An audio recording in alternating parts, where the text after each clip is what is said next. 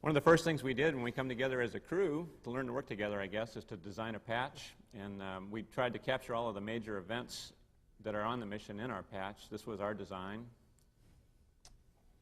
About 3 days before liftoff, we started out on a crystal clear, cold morning on our trip from Houston to Florida. It was a beautiful day, about 6:30. Just wanted to show you what it was like to roll down a dark runway. Feel the excitement as we started a 700-mile leg of what was ultimately a 3.7 million-mile trip. And I can just remember the excitement in my heart and the thrill to lift off of the dark runway and pop up into the sunlit sky. As Dan mentioned, it was the start of what was to turn out to be an incredible journey. And 3 days later, after we'd gotten to the Cape, it was time for us to go to work. January 11th, shortly after midnight, the crew started getting ready in the suit-up room. Here you see the pilot on the mission, Brent Jett, a Navy flyer, was here getting ready for his first flight. Koichi Wakata, whom you've met, joins us from Japan as a mission specialist. Here he is preparing for his first mission as well. The other experienced space flyer on the mission, Dr. Leroy Chow. You can see Leroy was ready to go. He had a lot ahead of him, and he was very anxious. Winston Scott, Navy captain, who was going to be the flight engineer on the mission, also a future spacewalker along with Leroy. Here he is in his preparation, setting up his microphones and his comm carrier. Last and certainly not least, Dr. Dan Barry, another future spacewalker. And you can tell by the look in his eyes, he is ready to go. While we were getting ready, the vehicle was undergoing its final preparations, and then when we got to the launch minus 3 hour point, it was time for us to depart the crew quarters where we'd been and walked out. And we were greeted by many of our friends. Some of you are here today, and we appreciate you coming down to wish us well on our journey. We boarded the crew Astrovan there for the 20-minute or so ride out to the launch pad to get ready for the ascent, and I believe this pretty much speaks for itself. We have a go for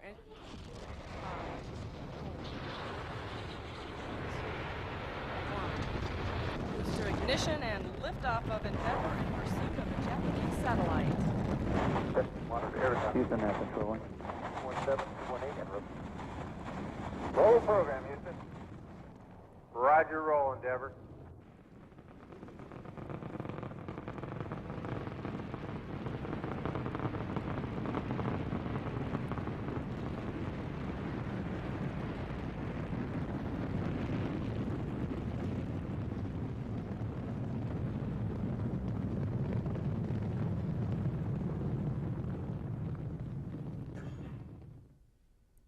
In contrast to the vibration and noise during first stage on the solid rocket boosters, the ride during second stage on the main engines is smooth all the way to MECO.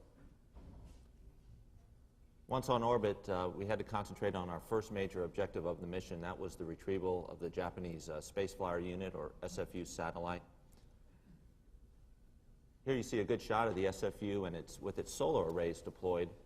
It was critical for these solar arrays to be retracted and latched prior to the SFU's retrieval. And as we closed inside of a half a mile of SFU, you can see Brian firing the jets, primary RCS jets, to slow down Endeavour's closure rate on the satellite. Meanwhile, Koichi and Winston are in the front cockpit, part of the cockpit, monitoring the solar array retraction, which didn't go very well. Due to the fact that we didn't have latching indication of the solar array panels of the SFU, the Sagamihara Operations Center located in Japan sent commands to jettison the two solar arrays to safely return the SFU to Earth. Brian maneuvered the orbiter to a distance within the grapple range of the shuttle's robotic arm. And then I started to maneuver the robotic arm to grapple the SFU.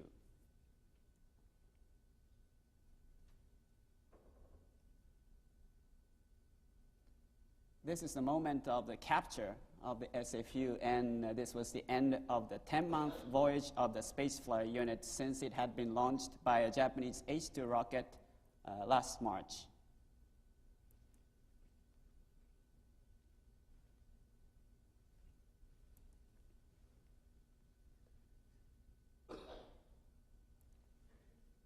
can see Koichi concentrating here as he gets ready to berth the satellite.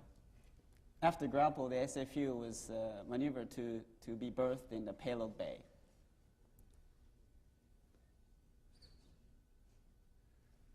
Like he was ready to slam dunk that one. And then orbiter's electrical power was supplied to the SFU's heater system through this electrical umbilical.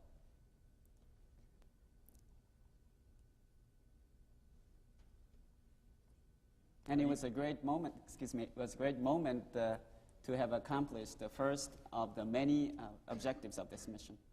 Even though the Space Fly unit was our primary satellite, to deploy and retrieve a second satellite, the OST, was equally exciting.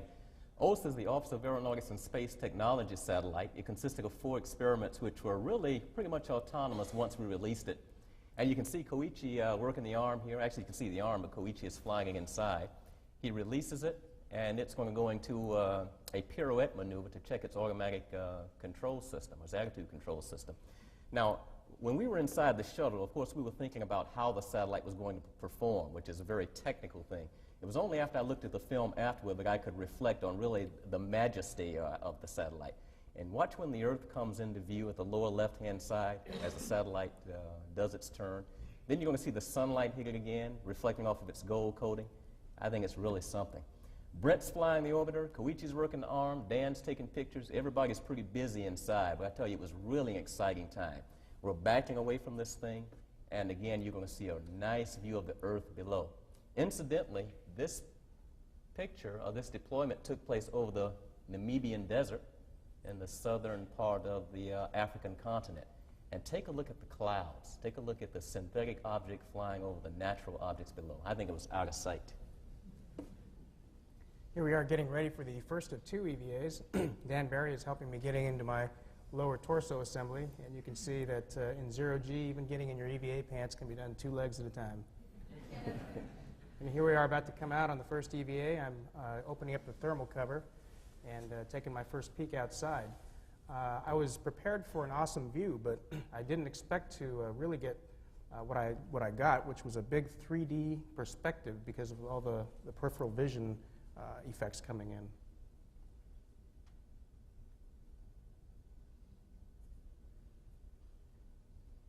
Here Dan's saying, hey, let me out too. From his feet. So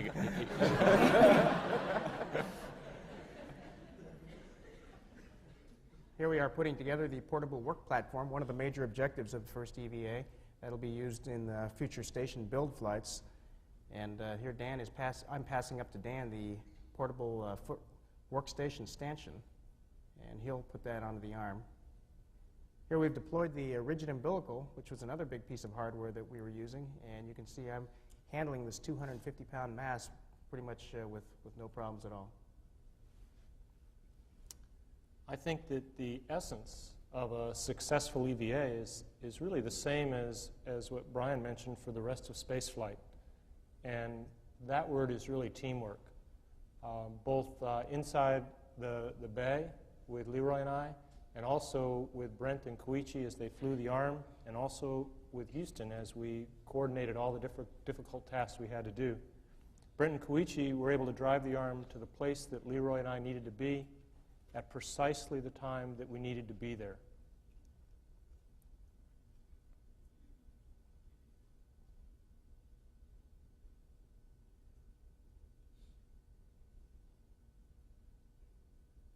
This was really the high point of the mission for me, both figuratively and literally, as Koichi drove me on the arm up high above the payload bay for me to test some of the work platform techniques that we had practiced. The second rendezvous of the mission to retrieve the OST satellite went extremely well. As we closed inside of 600 feet, Endeavour was on a nearly perfect trajectory to achieve the rendezvous. Brian, the commander, must have been feeling really comfortable about the whole thing. He figures it's safe enough to even let his PLT fly for a little bit. You notice the expression on my face as I moved to the aft flight deck. It was a pretty exciting time for me to get a chance to fly the shuttle in close proximity, to another spacecraft. Endeavour flies extremely well. It's very stable. It flies even better than the simulators we have here at JSC. And very soon we were able to maneuver OST within the grapple range of the robotic arm. The next view you're about to see is from the camera that's on the end of the robotic arm. It's the same view that Koichi will use to affect the capture of the satellite. And you'll watch, and once the satellite stabilizes, you'll see Koichi align the target on the satellite and then smoothly and quickly move in for the capture.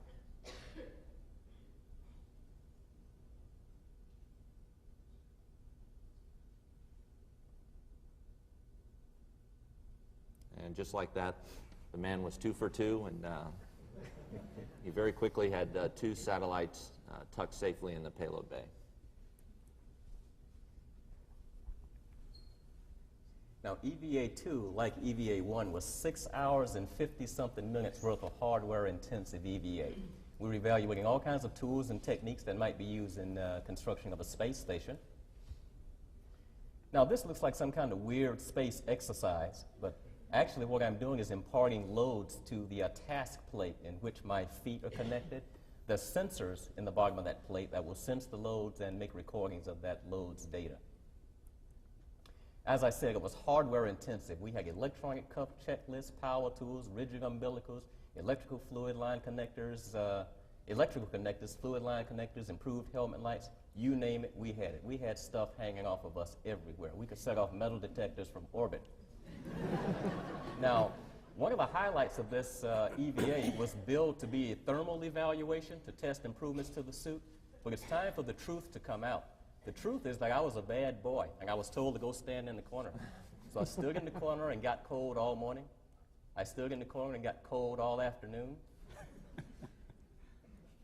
And I stood in the corner and I got cold all night, and nobody would come out and play with me. No, in all seriousness, the thermal evaluation worked extremely well, and I think we've got a good suit and ready to go build the space station. Here we are at the end of the second EVA, and while I wait for Winston to button up his slide wire, I've kind of climbed up the bulkhead and taken a peek inside to see what the guys inside are doing. And here we are coming in and closing up the thermal cover and getting ready for the repress for the last time.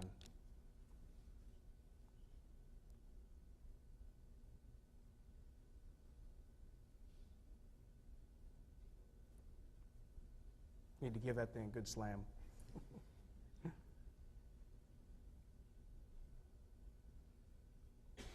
After 2 rendezvous, a deploy, 2 successful EVAs, on Flight Day 8 we had some time to appreciate the beautiful views of the Earth, to take some film to bring back to show you all the depth of the colors and the beauty from our perspective. We also did some carefully controlled fluid dynamics experiments.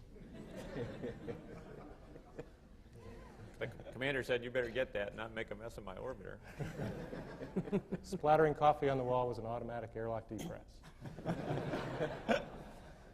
Koichi and I also had an opportunity to play the ancient Oriental game of Go, and we brought this along with us really to symbolize connections between past and present and between Japan and the United States.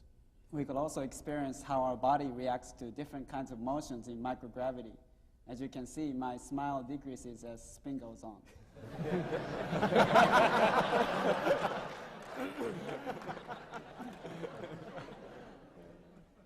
Here's the master of karate, Winston Scott. Look how stable his motions are, even though his feet are not attached to the floor. It's customary in Japan to mark the beginning and end of a large project by filling in the eyes of a Daruma doll. We had already filled in the eye of this Daruma to start the project, and here Koichi and I are getting ready after the retrieval of the SFU to mark the completion of the project. One of the hardest things to do is to say goodbye to a view like this when it's time to come home. We all took our last gazes, closed the payload bay doors, got in our suits, got ready for the deorbit burn. We burned north of Australia. An hour later, we were right here, approaching KSC runway 15. We touched down about 2:40 in the morning. I imagine we woke a few folks up there in Florida with the sonic booms as we came in. As soon as the mains were down, Brent put the drag chute out, and that's our major deceleration device during the rollout. At about 60 knots, he jettisoned it here, and if you'll notice, it falls pretty much straight behind the orbiter, so there wasn't much crosswind that day. And as we roll down the runway, we have those bright lights behind us. You watch me searching for the center line here as I watch the nose move left and right, because we were about 2 miles away from those lights, and it was starting to get dark down there. And it's real important that you stop on the center line. It's the most important part of the mission.